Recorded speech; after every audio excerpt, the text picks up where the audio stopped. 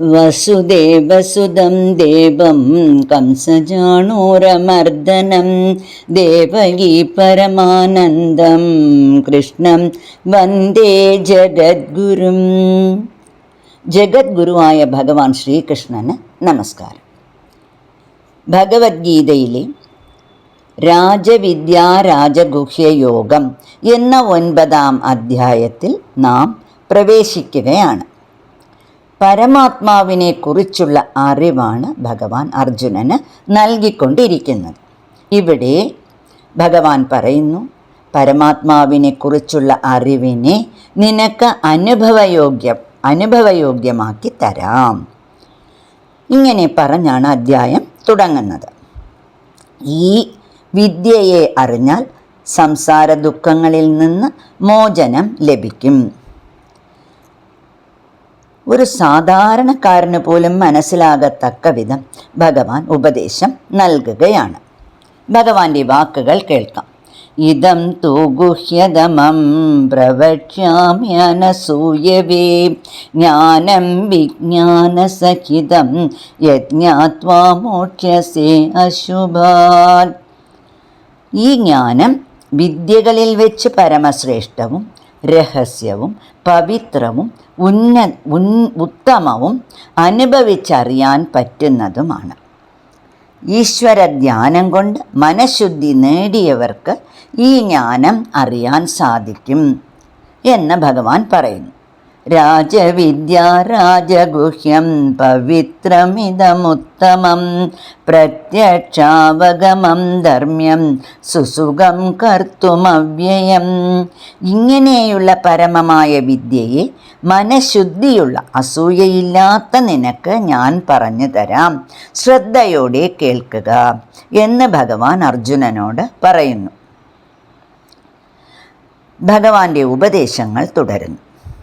അർജുന, ഈ ജഗത്ത് മുഴുവൻ അവ്യക്തമായ എൻ്റെ പരമാത്മ ചൈതന്യത്താൽ വ്യാപിച്ചിരിക്കുകയാണ്. ജീവാത്മാക്കൾ എന്നിലാണ് നിലകൊള്ളുന്നത് എന്ന് വെച്ചാൽ എൻ്റെ ചൈതന്യം നിറഞ്ഞിരിക്കുന്ന ജഗത്തിൽ ജീവാത്മാക്കൾ നിലകൊള്ളുന്നു. എൻ്റെ യോഗ ഐശ്വര്യം കൊണ്ട് ഞാൻ ജീവാത്മാക്കളെ സൃഷ്ടിക്കുന്നു, എന്നിൽ തന്നെ നിലനിർത്തുന്നു, വീണ്ടും ലയിപ്പിക്കുന്നു. ഉദാഹരണമായി, തിരമാലകൾ കടലിൽ നിന്നുണ്ടായി വീണ്ടും കടലിൽ മറയുന്നു. എന്നാൽ തിരമാലകളെ കടലാണ് എന്ന് പറയാൻ സാധ്യമല്ല. അതുപോലെ ജീവാത്മാക്കൾ എന്നിലാണ്, ഞാൻ ജീവാത്മാക്കളിലല്ല എന്ന് ഭഗവാൻ പറഞ്ഞു കൊടുക്കുന്നു. ഇനി ഒരു ഉദാഹരണം ഭഗവാൻ പറയുകയാണ്. ആകാശത്തിൽ കാറ്റ് ഒട്ടലില്ലാതെ സഞ്ചരിക്കുന്നത് പോലെ ജീവാത്മാക്കൾ പരമാത്മാവിൽ ഒട്ടലില്ലാതെ നിലനിന്ന് മറയുന്നു.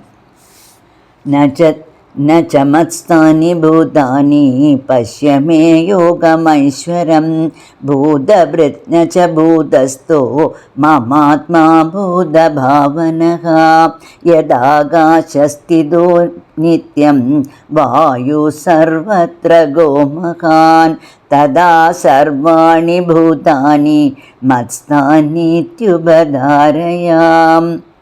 ഈ ജീവാത്മാക്കളെ പരമാത്മാവ് ബ്രഹ്മാവിനെ കൊണ്ട് മായയിലൂടെ, അതായത് പ്രകൃതിയിലൂടെ സൃഷ്ടിക്കുന്നു. ബ്രഹ്മാവിൻ്റെ പകലിനെ കൽപ്പമെന്നും ബ്രഹ്മാവിൻ്റെ രാത്രിയെ പ്രളയമെന്നും പറയും. ഭഗവാൻ തുടരുന്നു. അർജുന, ഞാൻ ബ്രഹ്മാവിൻ്റെ പകൽ തുടങ്ങുമ്പോൾ ജീവാത്മാക്കളെ ജഡമായ പ്രകൃതിയിലൂടെ സൃഷ്ടിക്കുന്നു, പ്രത്യക്ഷപ്പെടുത്തുന്നു. വീണ്ടും ബ്രഹ്മാവിൻ്റെ രാത്രികാലമാകുമ്പോൾ, അതായത് പ്രളയം വരുമ്പോൾ, എല്ലാം വീണ്ടും മായയിലൂടെ മറയുന്നു.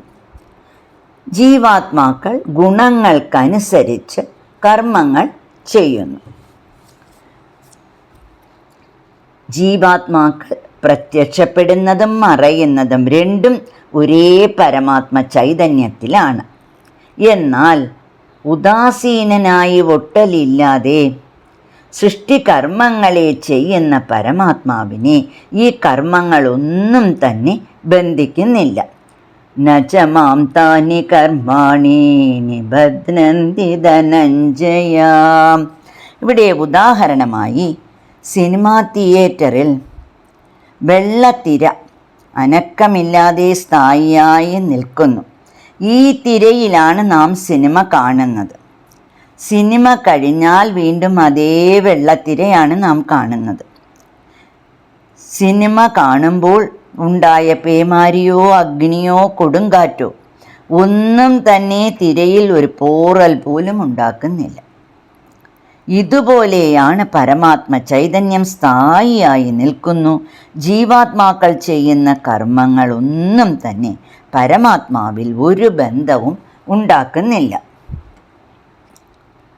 മയാധ്യക്ഷേണ പ്രകൃതി സൂയതേ സചരാചരം ഹേതുനാനേന കൗന്ദേയ ജഗദ്വിപരിവർത്തതേ. ഹേ അർജുന, എൻ്റെ സാന്നിധ്യത്താൽ അല്ലെങ്കിൽ എൻ്റെ കൂടിച്ചേരലിനാൽ പ്രകൃതി സർവചരാചരങ്ങളെയും പ്രത്യക്ഷപ്പെടുത്തുന്നു അല്ലെങ്കിൽ സൃഷ്ടിക്കുന്നു. പരമാത്മാവാണ് ജഗത്തിൻ്റെ മുഴുവൻ ജീവശക്തി. പരമാത്മാവാണ് ജീവാത്മാക്കളുടെ ആശ്രയവും ആധാരവും.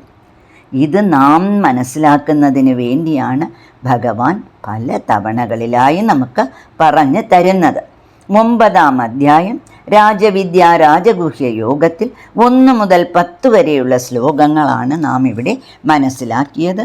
ഭഗവാന്റെ ഉപദേശങ്ങൾ തുടർന്ന് കേൾക്കാം. നാരായണ അഖില ഗുരു ഭഗവൻ നമസ്തേ.